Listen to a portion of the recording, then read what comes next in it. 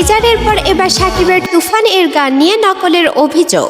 ঢাকাই সিনেমার তরুণ নির্মাতাদের একজন রায়হান রাফি ক্যারিয়ারের বেশ কয়েকটি চলচ্চিত্র উপহার দিয়ে নিজের জাত চিনিয়েছেন। তবে তার সঙ্গে বিতর্ক শব্দটি যেন বেশ ভালোভাবেই জড়িয়ে আছে। তার পরিচালিত বেশ কয়েকটি সিনেমা মুক্তির পর আলোচনায় আসলেও শুরুতে উঠেছিল নকলের অভিযোগ। এবার এই নির্মাতার পরিচালনায় শাকিব খান অভিনীত তুফান সিনেমাটি মুক্তি পেতে যাচ্ছে ঈদে। গত মে মাসে সিনেমাটি টিজার প্রকাশ্যে আসতেই উঠে নকলের অভিযোগ। এ নিয়ে নেট দুনিয়ায় বেশ চর্চা হয়। টিজারের পর এবার উঠল তুফানের গান নিয়ে নকলের অভিযোগ। সদ্য প্রকাশ পেয়েছে শাকিব খানের মুক্তি প্রতীক্ষিত তুফান সিনেমার গানের প্রথম ঝলক। লাগে উড়াধুরা শিরোনামের গানটিতে আলোয় ঝলমলে সেটে মিমি চক্রবর্তীর সঙ্গে জমিয়ে এসেছেন ঢালিউড ভাইজান। এতেই কেঁপে গেল দুই বাংলার নেট পাড়া। গানের কথা লিখেছেন রাসেল মাহমুদ ও শরীফুদ্দিন। সঙ্গীত আয়োজনে দায়িত্ব সামলাচ্ছেন প্রীতম। তার সঙ্গে গানটি গেয়েছেন দেবশ্রী অন্তরা। এদিকে এই গানের বিরুদ্ধে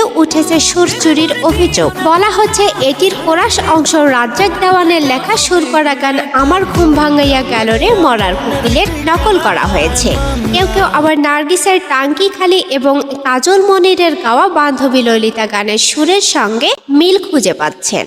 এর আগে সিনেমাটির প্রযোজনা প্রতিষ্ঠানের বিরুদ্ধে উঠে আইন ভঙ্গের অভিযোগ। সেন্সর ছাড়পত্রবিহীন টিজার প্রেক্ষাগৃহে প্রদর্শন করা হয়েছে বলে অভিযোগ পায় বাংলাদেশ চলচ্চিত্র সেন্সর বোর্ড। সেন্সর বোর্ডের অনুমতি ছাড়াই নারায়ণগঞ্জে গুলশান সিনেমা হলে গত 10 মে দুপুর 12টার শোতে দেখানো হয় তুফান সিনেমার টিজার। জানা গিয়েছে ইতিমধ্যে তুফানের শুটিং শেষ হয়েছে। দ্রুত গতিতে চলছে পোস্ট প্রোডাকশনের কাজ। সবকিছু ঠিকঠাক থাকলে আসছে কোরবানির ঈদে মুক্তি পাবে সিনেমাটি। একজন গ্যাংস্টারের গল্প তৈরি হয়েছে তুফান, যেখানে উঠে আসবে 90 দশকের চিত্র। সে সময়ের এক নামকরা গ্যাংস্টারের কাহিনী নিয়েই এগিয়ে এসেছে সিনেমা গল্প।